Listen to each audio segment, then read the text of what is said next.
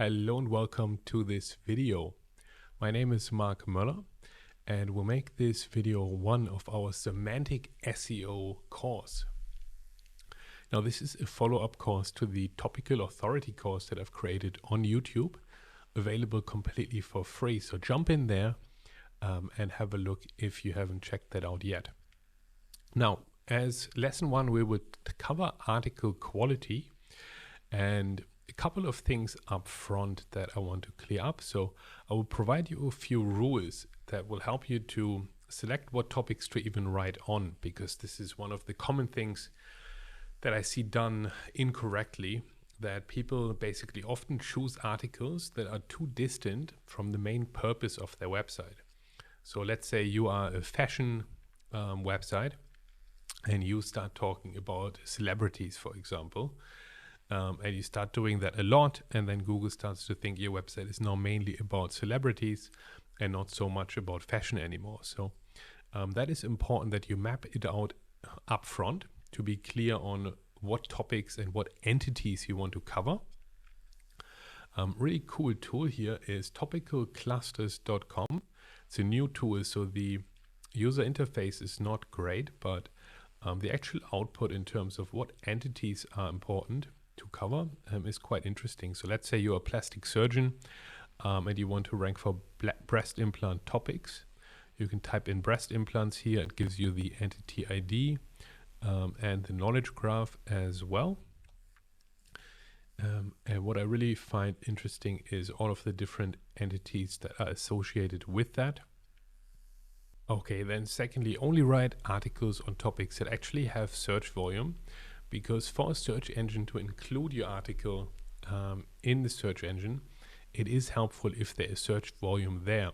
To give you an example, I've recently fixed a client's website where they were stuck at just 10,000 index pages and they had 1 million pages in total.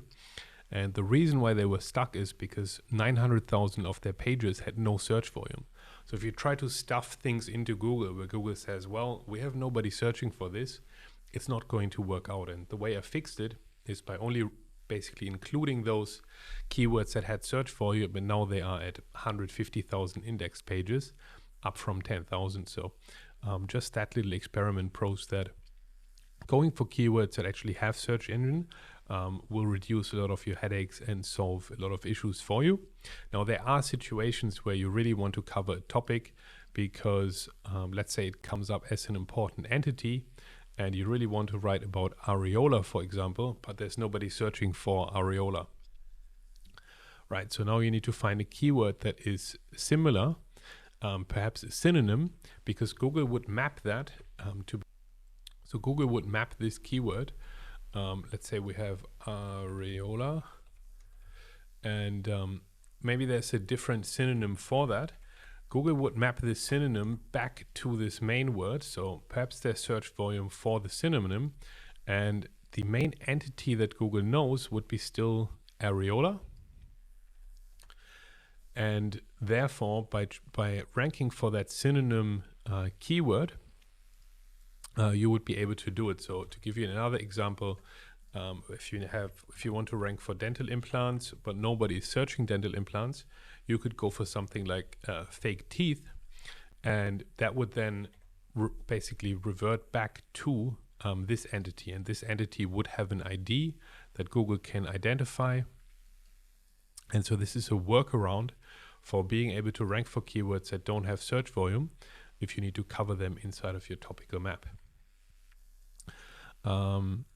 Other things are if you still need to write it for users' purposes only, not for search engines, just no index the page.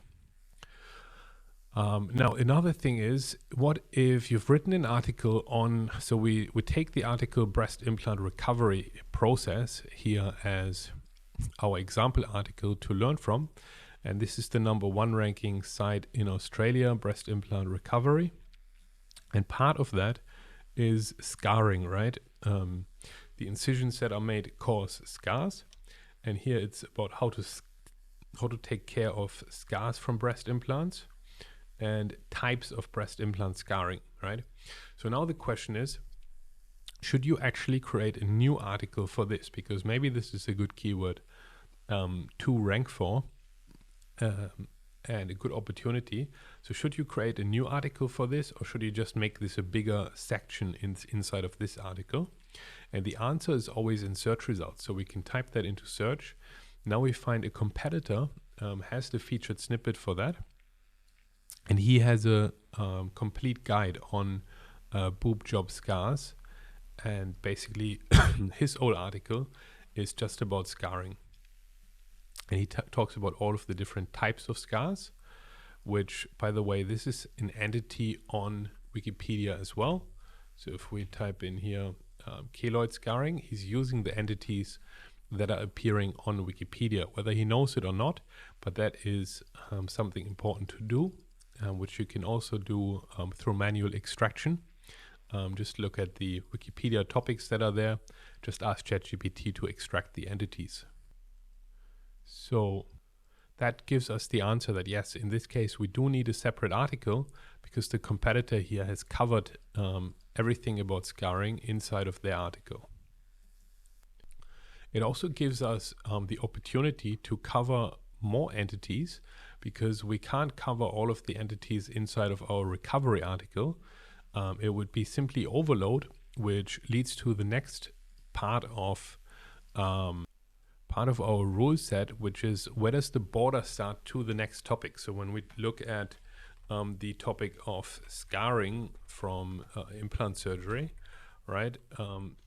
Should that be still included or not? And where's the border? It's roughly there that we can't include everything here. So we shouldn't try to make this article mainly about the scarring, even though I'm sure that's a big part for many women. But we need to provide other information inside of the breast implant recovery topic. So therefore, having a separate article on scarring is important. And now we can link from our main article to the scarring article and include these additional entities. Okay, so we can now see how we can expand our topical map with the fact that in our article about breast implant recovery, we can cover the entities about scar, surgery, pain, swelling, bruising, and so on, which are all related to breast implant surgery, which is the main purpose of our website. It's what we provide. But then by talking about the scarring in a separate article, we can also talk about dermatology, collagen, hypertrophic scars, keloid scars, all of these different types. And we're just improving our topical coverage significantly by also covering the topic of scarring in a separate article. So this answers one of the mostly asked questions: where does one topic start and where does the next one start?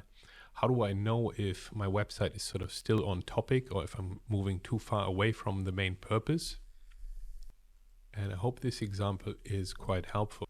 Now, continuing with the rules here, inside articles, don't repeat yourself, meaning don't say the same thing in the introduction in a lengthy way, say it in the main body, then say it again in the conclusion and say it again in the FAQs. That's not helpful for anybody, right?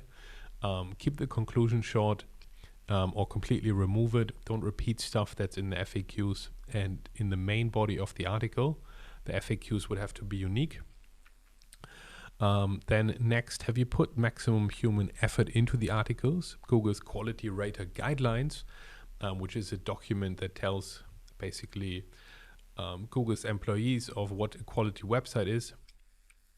Inside of their human effort is a big part. So have you put the maximum effort into the article that you can? Have you had a research process before you start writing? Have you created an outline? Have you researched statistics? Have you created custom media, which is our next point here? So this is directly related to the human effort. That could be tables, images, infographics, and so on. And then how long does it take the user to get the answer to their search query? So that's a very important point because Google is measuring the user experience that people have on their site. If they can't find the answer on your web page, you're not going to have a good time in the next algorithm update. Google is going to rank you based on the user signals. So can you make it faster? Can you help the user find the answer in a quicker way through visual aids, by placing it at the front, making it bold, putting a red box around it, whatever methods you can think of to help the user get their answer quicker. That's an important part. So when we look at that, how long does it take the user to get the main answer, right? We actually need to probably write down what are the main things that people want to know. So actually, when we talk about what the user wants to know, it's super helpful to break this down also to the subcategories of users that visit our site. So I would say here, actually, let's talk about people who are working, right? They can only take a limited time off work. Then there might be stay-at-home moms. And just keep breaking down the users further to understand what concerns they would have. So it's like, how long do I need to take off work? From that, the question comes, when can I go back to work, right? And then that can go back into what media can we provide and what effort can we put into the article. We could have a timeline of, okay, you have your surgery here. Now 2 weeks later, you can go back to work, for example, or 3 days, whatever it is. And just provide that at the very front, essentially, as an image. So people don't even need to read the article. They can just come here and see your timeline. And it's like, okay, that's when I can go back to work. Whereas I can't see anything like that here. So that's how we can beat competitors and provide a better user experience and more satisfaction, which results in these aggregated user signals that Google realizes through the click stream, which means that the user searches something, goes to your website, doesn't find the result, then on the competitor website finds this amazing infographic at the beginning of the article, gets it immediately, and is just done with the search, or calls the competitor and books ahead. And that's the thing that Google recognizes. And when it aggregates over time, usually during the algorithm updates, that's when you are rewarded for a good user experience. So yeah, it takes a lot of effort, but that is exactly what Google is looking for. And they've said that themselves, well, for the last 20 years, to be fair, and also in their quality rater guidelines. So other things users for this article might want to know about, is the recovery process painful? What about breastfeeding? Timeline, how long it takes, and so on. But I think the user personas is, user/reader personas is a really important tool, because it helps you understand the viewpoint of your readers. And then you can tailor the things that help them actually get something out of the article. If you really don't understand your readers, you're going to have quite a difficult time writing an article where people have like a knowledge gain experience, right? To me, knowledge gain is not just about putting entities in and trying to do keyword stuffing. It's about actually providing knowledge to like a real user question, and to be able to supply that, you need to actually understand your user. Now, in the next session, we talk more about ranking potential, entities, and also in more detail about knowledge gain, as well as the entity extraction that you can see in this image here. But for the moment, I wanted to draw your attention to Cloudways, which when you reach topical authority status, you definitely want to make sure that you have proper hosting in place that can handle large traffic spikes. Like I've said, I've been able to index clients' websites for over 150,000 pages. And that actually led to problems with his old hosting, because Google was crawling so often that his old hosting couldn't handle it. So we've migrated him over to Cloudways, and it was a fantastic experience. Especially for WordPress, I really like their hosting solution there. The pricing is super low as well. It starts at like $11 per month.